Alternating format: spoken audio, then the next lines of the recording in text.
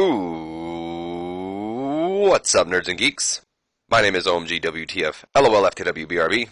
Welcome back to more Total Extreme Wrestling 2016. We are playing as the WWF in the year 2001. More importantly, we're going to be booking the Invasion angle, or we have been. We're going to be. What am I talking about? Running Thursday Night Nitro here tonight, the go-home show to No Mercy.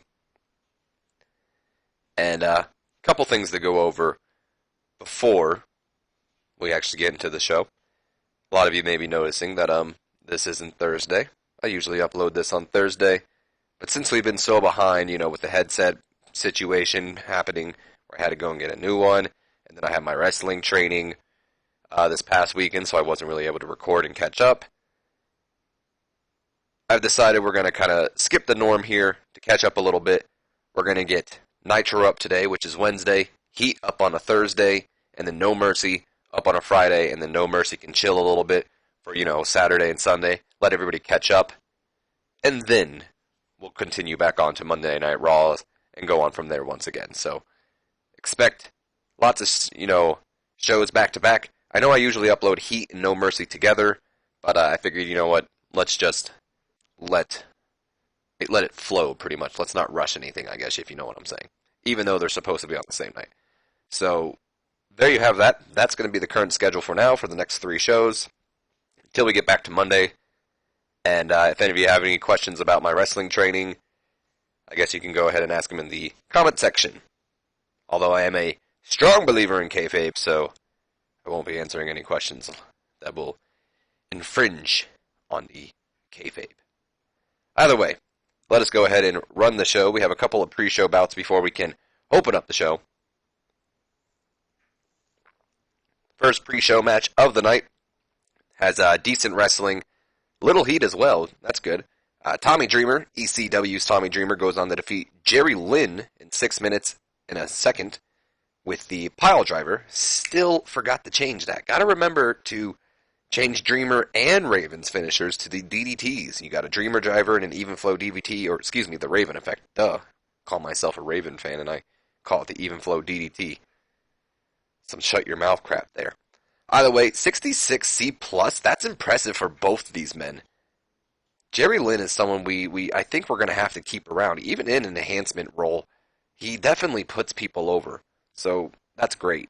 Dreamer's getting better at his gimmick. Also, 63, he's getting there. People are buying into Tommy Dreamer. And Jerry Lynn's still up there, even though he's enhancement. Got a 57. Tommy's improving in technical as well. Good for you. As we move on to our next pre-show match, that's a tag team match here with some call-ups. Not necessarily call-ups, but, I guess I don't know what to call it. Tryouts, whatever you want to call it. Appearances, who cares? Borrowed developmental talents. Nick Dinsmore, who is currently the OVW heavyweight champion still, and Rob Conway, who we've seen before. They've had a tag team championship, or not tag team championships, tag team. Calm down, jeez, what am I? No need to add on anything to it. A tag team, I believe they're called the Lords of Wrestling. Cannot remember to be exact.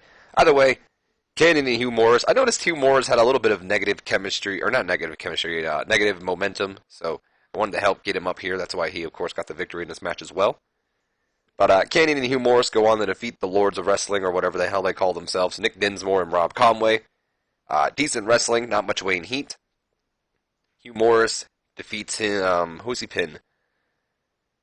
Beats Nick Dinsmore. Eugene. The man going to be known as Eugene in the future. Maybe not in my universe, though. With a power bomb. Good for him in 7 minutes, 44 seconds. Canyon was head and shoulders above everybody else.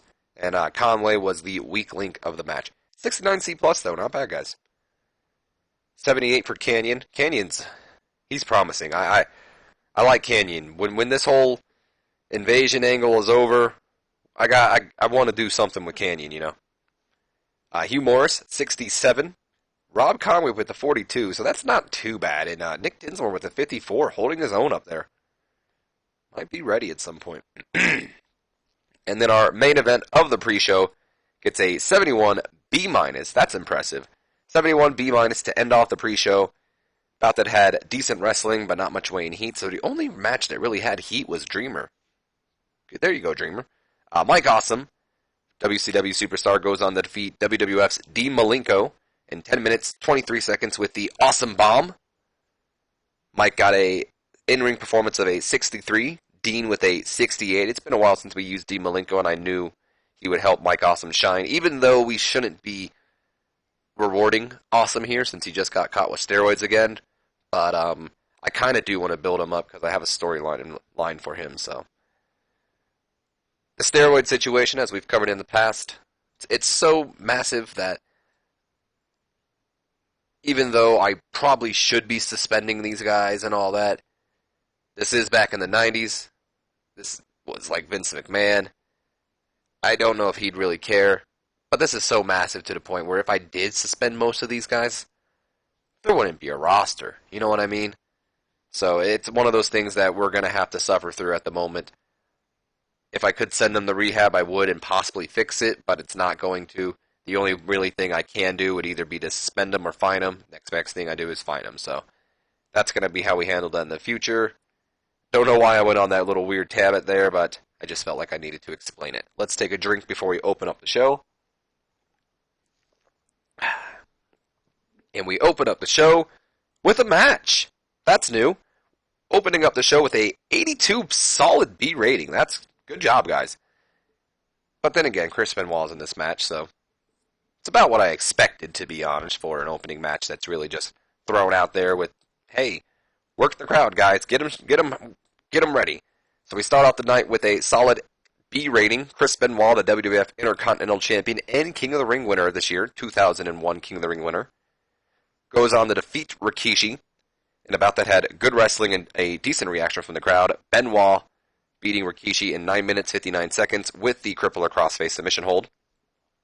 Got the show off to a strong start. Benoit with an 89, Rikishi with a 66. Rikishi hasn't been used in a while, so I figured I'd get him on the show. And, we'll see why Chris Benoit opened up the show. As we move on to our next segment, which gets a impressive A-star rating here with a 95. After the match, Chris Benoit takes the mic. Of course, he's catching his breath, as he just had a competitive match against Rikishi. And he says, "So did any of you get a chance to watch Raw this week and see what I did to the dead man when I laid him out? Yeah, you hear that, dead man? I not only beat you down this week on Raw, but I'm going to beat you down and lay you down for good this Sunday so you can finally rest in peace." That's when the Undertaker's music hits and he rushes down to the ring. He doesn't have his bike. He's not going to waste the time with it. He just races down to the ring himself. I couldn't stop myself. I still somehow use the term. I'm trying to stop using that so often. Got to open up I almost said the thesaurus. I think, you know what, I'm not going to embarrass myself. It might be the word in thesaurus, it might not be, but I'm not going to keep going on and trying to explain it. I could be wrong. Either way, I don't know any alternative words to use besides racing for some reason when it comes to The Undertaker. Going off on a lot of weird tangent, whatever. Getting on to the promo again. Taker's music hits. He gets into the ring and enters his yard. Is it still his yard if it's Nitro? Whatever. And Chris Benoit and Flair, they ditch the ring. They're already out. They don't want anything to do with The Undertaker. They jump over the barricade. They're going through the crowd. Taker takes the mic and he says, "Typical WC..." That was a horrible, hold on. "Typical WCW guys. Jump a man when his back is turned, but when the fight is brought to you, you tuck your tails between your legs and cower away like a little bitch." As we move on to our promo, we had a locker room incident. We'll get to that in a moment, though. "You know, I know I'm not supposed to be here on Nitro, especially knowing that I have a bounty on my head, but I don't give a damn about that. Flair, I warned you to stay out of this business between Benoit and I, and your dumbass made the mistake of getting involved in crossing the dead man. So, you know, I'm taking out a personal bounty on your ass and cashing in on that tonight. You can run, but you can't hide. Tonight, I'm on a manhunt for you, Nature Boy, and when I get my hands on you, I'm burying you 6 feet under." And he throws the mic on the canvas, you know, all angrily because he's the Undertaker, sending his message to Ric Flair as his music hits, and Benoit and Flair just kind of like, holy crap, as they're in the crowd. We did have a locker room incident. Chad Patton, a referee, was brought to locker room court. when he made a mess and he didn't clean it up. It's horrible. Made a mess and didn't clean it up in the locker room. Of course, he annoyed everybody else, which I don't blame him. Might be a little mess. Come on, dude. This is the locker room. Don't be just making a mess. And if you do, clean it up. Of course, Judge Rock found him guilty, and typical drunks as we all are, sentenced him to not only clean up his mess, which good on you, but of course he had to buy everyone drinks after the show. So I hope it was worth it, Chad. I hope it was worth it. Great way to show. I guess this isn't really to start off the show, but great way to continue the show. As it got the crowd even hotter. Benoit was very underwhelming, which is unfortunate, but Ric Flair looked good. No worker improvements as we move on to our next segment, in a backstage segment here as we go to a 88 B+ rating. While Taker, of course, is posing for the crowd, still in the ring, that's when Lord Steven Regal's music hits, and out comes the WCW commissioner, alongside, of course, Mark Jindrak and Shawn Stasiak of WCW's Power Plant. Regal takes the mic and he says, "Undertaker, you really must be stupid. You see, you won't be getting your hands on the legendary Ric Flair tonight, because you will be taken out long before that. You see, you must have forgotten about that bounty that WCW has on your head. So like I said before, Sunshine, I'm afraid you won't be getting your hands on Ric Flair. You won't even be making it to this Sunday for your match against the King of the Ring, Chris Benoit. Because Power Plant here looks to add the entirety of the bounty on your head to their bank account right here, right now." And that's when Mark Jindrak and Shawn Stasiak, they race into the ring. Good going, Steve. And the two begin to brawl, of course, with the dead man trading blows with him. Taker manages to fight back against Power Plant, eventually sending Mark Jindrak on the ring, and then setting Stasiak up for a last ride powerbomb. But Mark Jindrak grabs Stasiak by the legs, pulls him out of the ring, and two men retreat while Taker continues posing for the crowd as we go into our commercial break. So we'll be seeing a lot of this tonight, as you know. We can't forget about the bounty, but Taker's got his own bounty tonight out on Ric Flair, and I thought it would be fun to have maybe the protege and the mentor get a little bit of work together, because we don't acknowledge these two like we do with Austin and Rhino, or Ric Flair and Benoit, who aren't even really mentor and protege. So I always like to kind of throw them in there a little bit. And notice how we also had Stasiak the one get beat up. We're not going to have Jindrak. We got to keep him looking good. Got the crowd hotter as well. Taker looked good. Regal underperformed. That's unfortunate for him. But Mark Jindrak is learning to show more charisma. This guy's going to be promising. Moving on to our next segment. Assuming we're back from a commercial break, as I even wrote in myself. 91 solid A rating, nerds and geeks. As we see The Undertaker. As I said, we're going to be seeing a lot of him tonight. And he's hunting for Ric Flair, and he says, now I hope my buddy Chris doesn't get mad at me, because while he did write the promo, a majority of the promo, in the one segment before, I wrote every other promo tonight with The Undertaker, because I wasn't going to keep messaging him back and forth, I need you to do this, I need you to do this. So, don't get mad at me, buddy, but they're pretty generic either way. So Taker's just walking around the locker room, saying numerous things while you're searching for someone, like, "Where you hiding, Rick? You make things a lot easier on you if you just come out and take your beating now." And that's when we see the Giant enter the shot, and then Taker's like, "What the hell do you want? Because I know you're not looking for trouble. Because, Paul, my hands are taped and ready to fight. Or ready for a fight. And it wouldn't be the first time I broke baby brother's toys." And that's when Giant, of course, just smirks and he says, "You're just lucky. I've got a match coming up. But next time you see your baby bro, tell him he may want to book a hospital bed early this time." And he just walks away, maybe shoulder bumping The Undertaker, while Taker just kind of looks at him, back at him, and just thinking to himself, you know what, it's not worth it, and goes back to looking for, Ric Flair. I almost said looking for the Giants, and I was like, that's not correct. Keep looking for Ric Flair, of course. Heenan was pretty weak, which is unfortunate, but Taker was a real star, and Giant was good. Also, Giant's improving in both acting and performance. Good segment all in general for the Giant. We move on to our next segment, which is said match for the Giant. I guess I lied to you. It is not said match for the Giant. This is, I guess, in between the matches, which makes sense. Give the Giant enough time to walk to the entrance, so good thinking. We're backstage with Shane McMahon, of course, with Team WCW, Ron Simmons, the WCW Tag Team Champions, Scott and Rick Steiner, and of course the WCW World Heavyweight Champion, Booker T. And Shane says, alright, listen up guys. Tonight, I had Regal book a huge 8-man tag match to get you all ready for this Sunday. Now I have the utmost confidence in all of you that you will retain and win back your championships this Sunday against those ECW scum. But this is still going to be under their rules. And believe it or not, boys, flukes happen. And I can't afford any flukes happening. We need to get by this distraction that is ECW and back on course in this war with my dad in the WWF. That's why tonight in this 8-man tag match, I made it in Extreme Rules. So you guys can get a feel for what's coming this Sunday. And, maybe just put an end to ECW right here tonight. It's your choice, really, guys. Either way, just make sure you win. And then Shane walks off, setting up what our main event is going to be tonight, where Shane McMahon had Regal book it. We will see Booker T, Ron Simmons, and the Steiners all teaming up in a huge 8-man Extreme Rules tag team match, presumably against their challengers, and spoiler report, against their challengers, Rob Van Dam, Sabu, and the Dudley Boys. Shane McMahon improvised well, of course, because he went off script, and Scott Steiner's improving in acting. 88B+, not bad. Now we go to our match, which, pretty simple. Billy Gunn, probably best match of his career right now. The one, Billy Gunn, taking on the Giant in a solid B rating here with a 79 rating. We have a decent match with the Giant beating Billy Gunn within 5 minutes, 57 seconds with the chokeslam. Giant stood out as being good.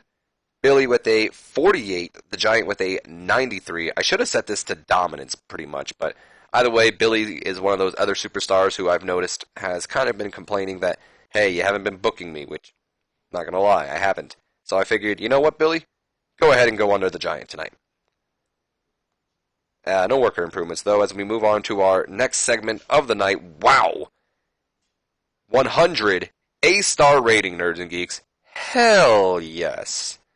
Giant takes the mic after this match, and he says, Kane, you want to challenge me to a match at No Mercy? Are you out of your mind? You must have burned a few too many brain cells in that house fire a while back, because only an idiot would challenge the man who put him in a hospital with ease. But I'll tell you what, Kane. I'll humor you like you humored me last week with your cute little firework display. You want to match this Sunday at No Mercy? You've got to match this Sunday at No Mercy. In fact, I'd love to fight you again, Kane. And I'm looking forward to breaking you all over again and sending you back to the emergency room. Especially since our match, along with every other match, will be under Extreme Rules. And that means I can use anything and everything to hurt you with. I'll see you Sunday, you big red freak. And then that's when the lights go out, and we hear Kane's music beginning to play, and the fire goes off in the ring. And of course, we've seen this before. Giant just thinks it's another prank, but this time it's not a prank, because when the fire goes off in the ring, we see the big red monster Kane standing in the ring right behind Giant. And like I said, Giant thinks he's still playing mind games as he turns around, sees Kane there. Kane grabs him by the throat, and he's fighting. Giant's trying to pull his arm off, and he does. Kane hits him with like that uppercut thing, and he starts brawling with the Giant. Giant's on the ropes. Kane clotheslines him out. Giant, flies back and goes retreating from the ring as Kane does the fire and sets up, everyone's like, oh, hell yeah, Kane's back.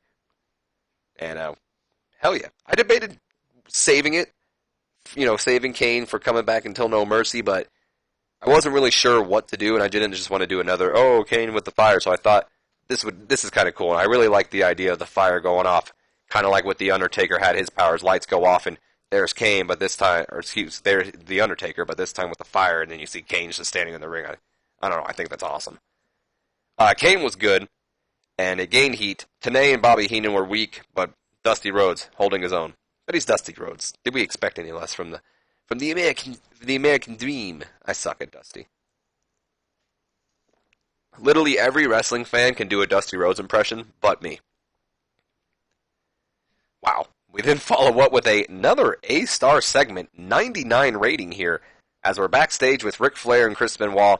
They're rushing to the limo. They're in the parking lot. They're about to leave. They know the Undertaker's after Flair, and That's when Rick stops and he says, "Champ, this is as far as I go. And don't try to argue with me, 'cause I'm staying here." Taker straight up said he's hunting me, and not you. If I go with you, this man won't stop chasing us. You go, and I'll hold him off, champ. And then, of course, without thinking, Benoit just kind of is like, okay. And he just gets in the limo and tells the guy to step on it, and he steps on it, and they leave, and then that's when Ric Flair is just kind of like, what? Whoa, wait a minute. Champ, what? I was just joking. And he's just like, God damn it. I gotta hide. I gotta find a weapon before that maniac finds me. And Rick goes running off as Chris Benoit's left. He took Flair's words literally. He said, "See you later, dude." And he left the arena. Flair's on his own, and Taker's looking for him. Flair's getting better at his gimmick. He invented a new catchphrase. Not exactly sure what that would be. Maybe I was joking. Who knows? He's Ric Flair, damn it. Heenan was weak again. We're going to have to get rid of him at some point, which is unfortunate because I've always been a fan of Bobby Heenan's commentary. And Taker and Benoit's storyline improving here. Just a little fun segment and seeing that Benoit really just is starting to get to that selfishness where he's like, I really don't care. We then kind of cool it down a little bit, but that's all right. As we go to a 58 C- here, we're backstage with Gregory Helms and the WCW Cruiserweight Champion Billy Kidman. And Helms says, "Man, are you ready, champ? Because tonight, you and I get to face those two ECW fools, Chavo Guerrero and little itty-bitty Spike Dudley."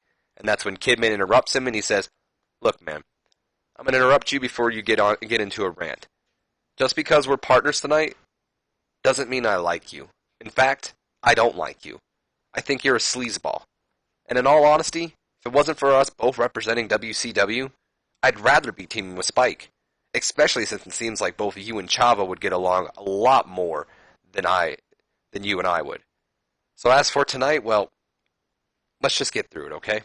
And then Kidman walks off with Torrie Wilson, while Helms is kind of just sitting there like, whatever. Kind of, pissed him off a little bit. Of course, Torrie was rated on sex appeal. We take full advantage of that here because it is the early 2000s. We're not going to get into bra and panties, I promise that, but still. Gaining heat to both storylines, which is awesome. Probably going to lose that heat. Hopefully not. But that's pretty good. Look at that, a Sunday Night Heat feud making its way onto Nitro. We move on to said tag team match, which still does impressive. I think this might have been the same exact rating. Another 58 C-. I'm going to go ahead and straight say it. I might be wrong, but I know it was at least a C-. An bout that had subpar wrestling and little heat. Billy Kidman and Gregory Helms do indeed actually win the match against Chavo Guerrero and Spike Dudley in 8 minutes and 6 seconds when Billy Kidman defeats Spike with the shooting star press. We also had a distraction between Molly and Gregory Helms in this match, I would say. It says Spike, but I'm saying what I mean by Spike was distracted by both of them, as Gregory was probably approaching Molly, and Molly was kind of just like, looking at him like, what the fuck? And Spike kind of looks at it, and that's maybe when Billy does, kicks him or something. Chavo is out of the picture or something. I don't know. Something happened, setting up pretty much for Spike Dudley to get hit with the shooting star press. There you have it. Apparently, Billy Kidman carried the match in terms of in-ring performance, so that's good for him. As Gregory Helms goes on to have a 52 in-ring performance rating, Billy with a 64, Spike with a 51, so Gregory's always 1 point ahead, it seems like. And Chavo with a 55. And Chavo and Billy's still gaining heat, but Spike and Gregory are like, no, we're good here. Also, Chavo's improving in performance, so there you go there. We move on to our next segment. I'm going to take a drink real quick. We get a 85 B+. We're backstage with Mean Gene Okerlund. He says, "All right, fans, joining me now is Diamond Dallas Page. Diamond, you requested this time, so the floor is yours." And then Page says, "Thanks, Mean Gene. Chris Jericho. I know you're here tonight. I'm not a fool. And if you aren't here, then maybe I am. But if so, then so are you. Because if you're not here, it's going to make what I say next completely pointless. But Jericho, you and I have been at each other's throats for a little while here now. And while we're going to settle things on, settle our differences physically in the ring this Sunday, I think you and I need to settle things mentally as well. So please, please, please accept my invitation to the Diamond Lounge tonight, and let's you and I have a nice chit-chat before this Sunday. Okay? And then he walks off, and then Mean Gene says, well, you heard it here, folks. Chris Jericho, if you're in the building, Diamond Dallas Page has just invited you to the Diamond Lounge. Back to you, Mike. And just a simple little segment here to pretty much announcing that we are going to have a Diamond Lounge segment here, and hopefully Chris Jericho will show up this time.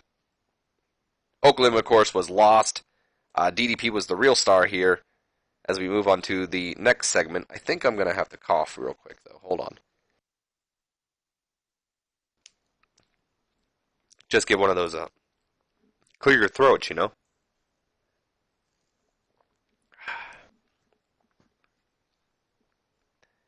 We then go to a 58C-, just a quick little backstage promo where Lance Storm has the mic. Nothing too specific. I didn't feel like adding Mean Gene again or anything like that.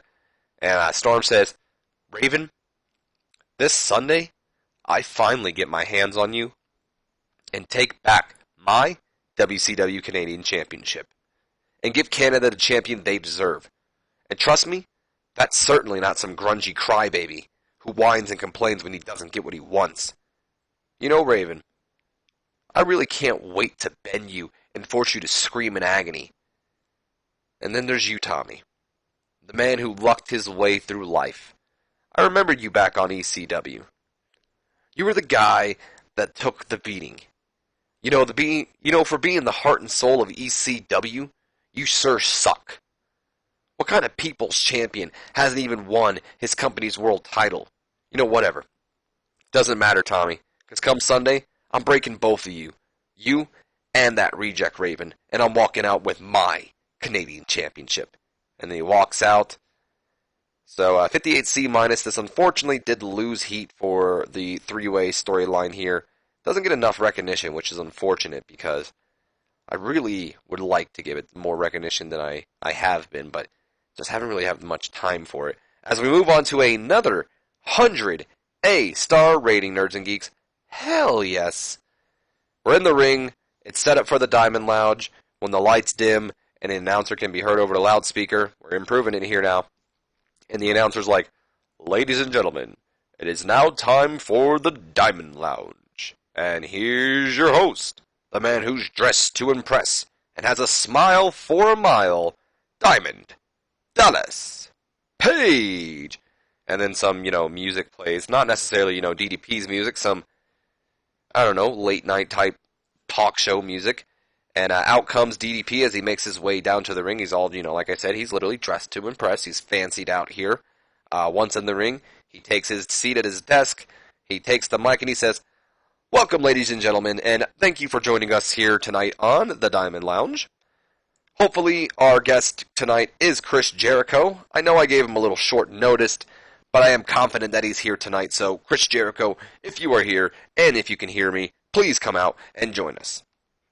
A minute or two passes, and then DDP once again takes the mic and he says, well, I guess sadly Chris Jericho isn't going to join us, but of course Jericho's music interrupts DDP, as classic Jericho loves to do, and out comes the Ayatollah of Rock and Rolla, who makes his way down to the ring to join Diamond Dallas Page and the Diamond Lounge, and then Page says, welcome, thank you for joining us, and then Jericho says, cut the crap, senior.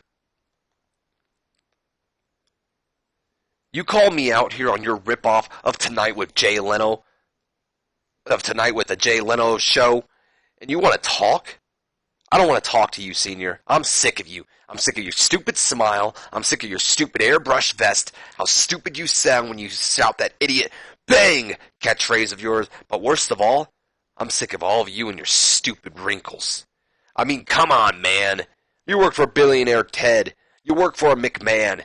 You can't tell me you can't afford to look, I meant to say younger, not older, so look younger, Grandpa. And then Paige says, that's one of the many differences between you and I, Jericho. You see, you're a pretty boy. You come out here with your pretty shiny vest and all your hair done up looking like a banana peel. You put so much thought into your looks. But how many world titles have you won again? Because last I checked, any time you've challenged for the big one, You've come out short. Story of your life, huh, kid?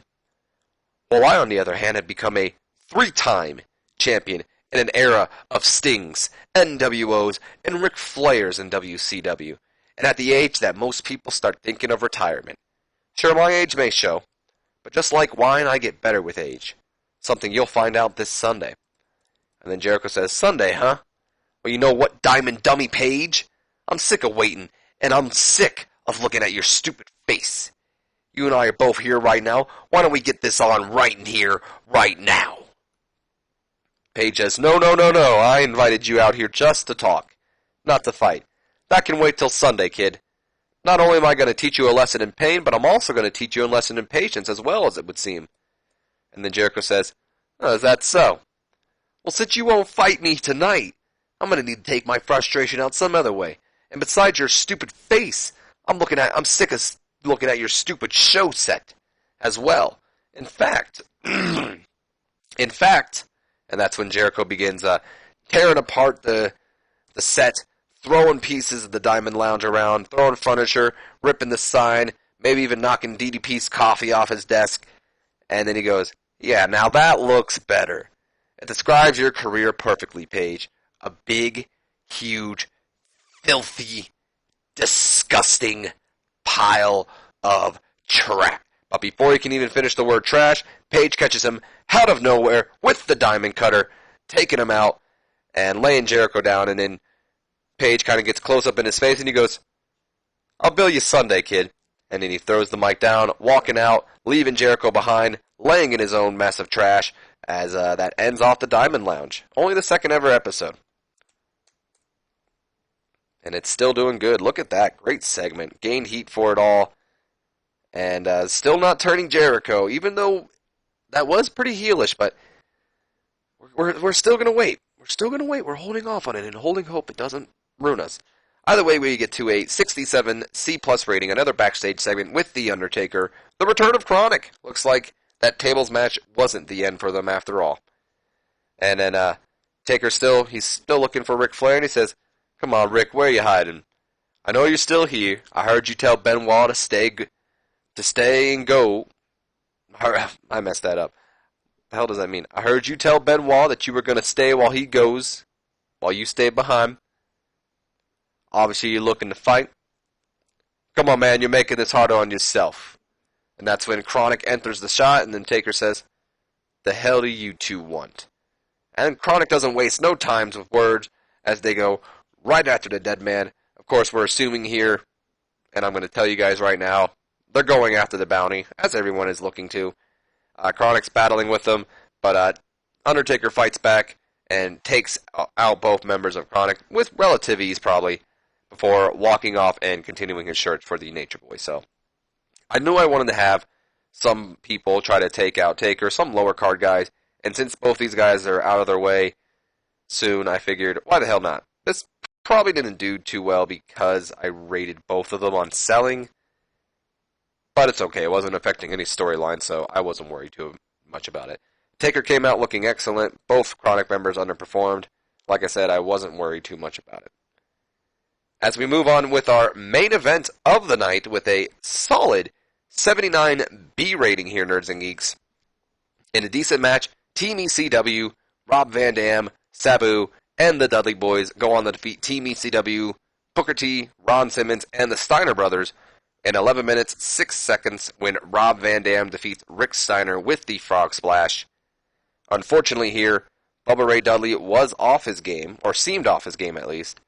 So, Devon Dudley with a 71 in-ring performance. But you know what? I jumped a little too early in this. Let me explain some things I'd expect going on here. Nothing too bad here. You know, just a quick, not a quick, but, you know, just an Extreme Rules match between everybody. Probably chaos ensuing. But eventually RVD does get the victory over Rick Steiner of all people. Don't know why. He has more, I think, popularity, maybe, than Ron Simmons. Maybe it's because Ron Simmons been complaining. I didn't have to do anything. I always had planned for it to be Rick Steiner, but I didn't really have a reason why. But either way, just a way to keep the ECW guys looking good, and RVD especially. Going back to the in-ring performance, both Dudleys with a 71, even Sabu with a 71. RVD only a slight point ahead of them with the 72.